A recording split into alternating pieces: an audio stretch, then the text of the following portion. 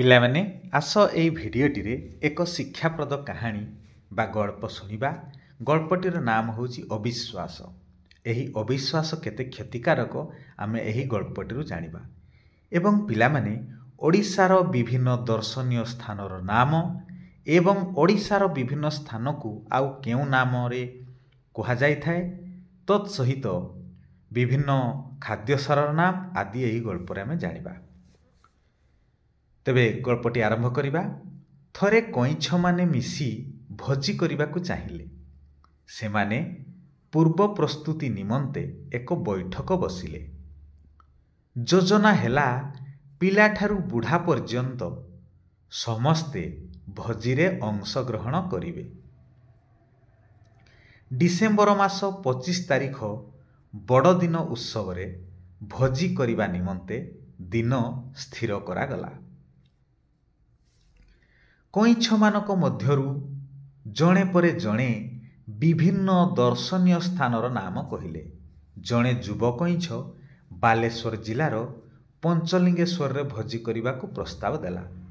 କେହି ମୟୂରଭଞ୍ଜ ଜିଲ୍ଲାର ଖିଚିଂ, କେନ୍ଦୁଝର ଜିଲ୍ଲାର ସାନଘାଗରା, କଟକର ଧବଳେଶ୍ୱର, ସମ୍ବଲପୁରର ଚିପିଲିମା, ବରଗଡ଼ର ନୃସିଂହନାଥ, ବଲାଙ୍ଗୀରର ହରିଶଙ୍କରର ନାମ ପ୍ରସ୍ତାବ ଦେଲେ।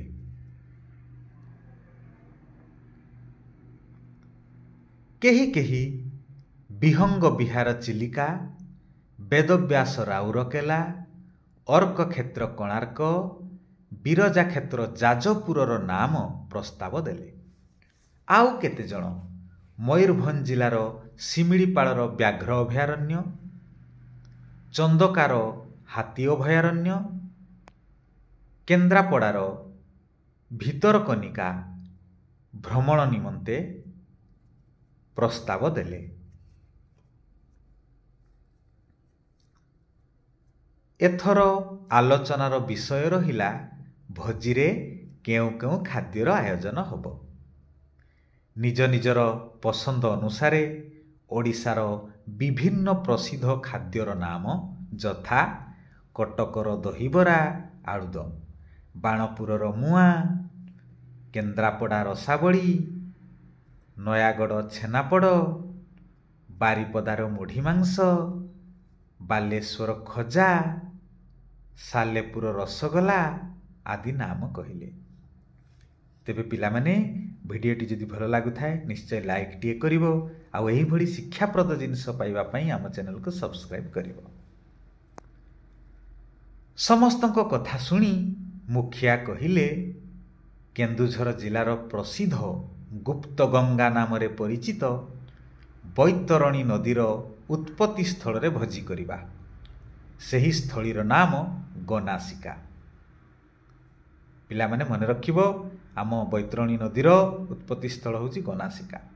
ମୁଖିଆ ଆହୁରି ଜଣାଇ ଦେଲେ ଯେ ଭାତ, ରୁଟି, ମାଣ୍ଡିଆ ଆଦିରୁ ଶ୍ୱେତସାର, ବିଭିନ୍ନ ଡାଲି, ମାଛ ମାଂସରେ ପୁଷ୍ଟିସାର, ତେଲ, ଘିଅ, ଚିନାବାଦାମ ଆଦିରେ ସ୍ନେହସାର, ବିଭିନ୍ନ ପନିପରିବାରେ ଜୀବସାର ଥିବାରୁ ଆମେ ବିଭିନ୍ନ ଖାଦ୍ୟ ମିଶାଇ ଖାଇବା। ଜଣେ ପିଲା କଇଁଛ କହିଲା, ଆମ ପାଇଁ ବିଭିନ୍ନ ପଲିଥିନରେ ଥିବା ଶୁଷ୍କ ଖାଦ୍ୟ ନେବାର ବ୍ୟବସ୍ଥା କରାଯାଉ। ମୁଖିଆ କହିଲେ, ଆମେ ବିଭିନ୍ନ ଶୁଷ୍କ ଖାଦ୍ୟ ନେବା, କିନ୍ତୁ ପଲିଥିନ ବ୍ୟବହାର କରି ପର୍ଯ୍ୟଟନସ୍ଥଳୀକୁ ଦୂଷିତ ଓ ବିଷାକ୍ତ କରିବା ନାହିଁ। ମୁଖିଆ କହିଲେ, ଶୀତଦିନେ ବ୍ୟବହୃତ ସ୍ୱେଟର, କମ୍ବଳ, ଚଦର ସବୁ ନେଇକି ଯିବା। ସମସ୍ତଙ୍କ ମଧ୍ୟରେ ବିଭାଗ ବଣ୍ଟନ ହେଲା। ଶିଶୁ, କିଶୋର, ଯୁବକ, ବୃଦ୍ଧ ଆଦି ବିଭିନ୍ନ ବିଭାଗରେ ଭାଗ ହୋଇ କଇଁଛମାନେ ନିଜ ନିଜ ଦାୟିତ୍ୱ ନେଲେ। ସେଦିନ ସକାଳୁ ସକାଳୁ ସମସ୍ତେ ବାହାରି ପଡ଼ିଲେ। କଇଁଛମାନଙ୍କର ଗତି ଅତି ମନ୍ଥର। ବାଟରେ ବିଭିନ୍ନ ଖାଦ୍ୟ ପାନୀୟ ଗ୍ରହଣ କରି ସେମାନେ 7 ଦିନ ପରେ ଗନାସିକା ପହଞ୍ଚିଲେ।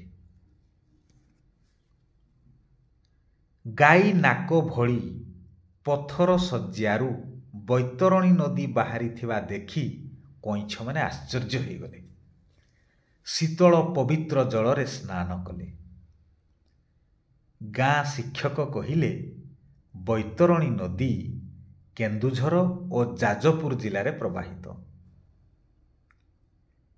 ପିଲା କଇଁଛମାନଙ୍କ ମଧ୍ୟରେ ଏକ ସନ୍ତରଣ ପ୍ରତିଯୋଗିତାର ଆୟୋଜନ ହେଲା।